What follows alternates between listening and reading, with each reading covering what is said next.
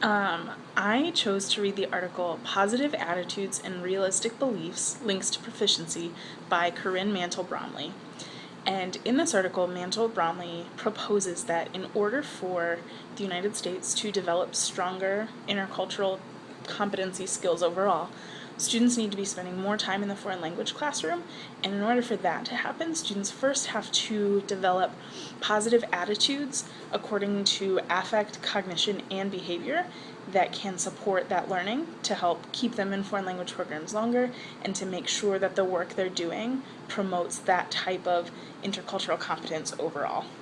And I really enjoyed reading this article because it took a very structured research premise with a study looking at middle school foreign language exploratory programs and seeing what are the types of lessons that teachers can include in their classrooms along with attitude modification theory in order to realize some of those greater changes and to help students become more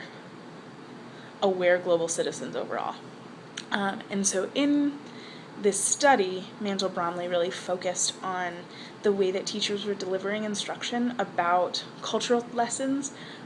the way that they were addressing students' attitudes, bringing in a recognition of incoming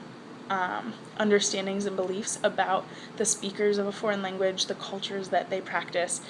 and then through the course of instruction, finding ways to modify those and to overall help those students become more accepting of other people's beliefs. This article relates very directly to my curricular area as a Spanish teacher. One of the reasons that I chose it was because it was so tied. So in that it's really easy to talk about all of the different ways I can apply this. I think that for me, I love the way that this article focuses on the social needs of students because, as we've been talking about throughout this course and throughout our other courses focusing on middle schoolers, adolescence is a really tough social time for a lot of reasons. And so being able to bring in that understanding and that recognition into the classroom to help students develop their cultural competence and their ability to interact with others, not just with their teacher in the class or their peers, but to develop a more greater global understanding of people is amazing, and I think that it's something that we all have to help our students to develop. Mantle-Bromley proposed a couple of really cool ideas that I'm hoping to include in my classroom starting right away next fall. She talks about the way that teachers need to address students' misconceptions about how language study happens, about the benefits of language study, the way that it's different from learning other subjects, and I think that's one thing that a lot of Spanish teachers really have to focus on because kids don't understand how to learn a language because when they learned English they were so young, and it's something that because it's a graduation requirement,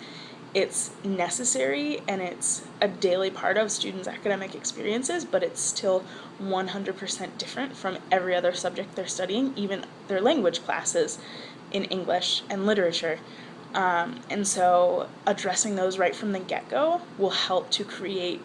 a positive environment that's very, very attuned towards the type of learning that has to take place in a foreign language classroom, and can also help students to start to get in that mindset of what are my attitudes, what are my misconceptions, what do I need to do for this class in particular. Mantle-Bromley also proposed different cultural lessons on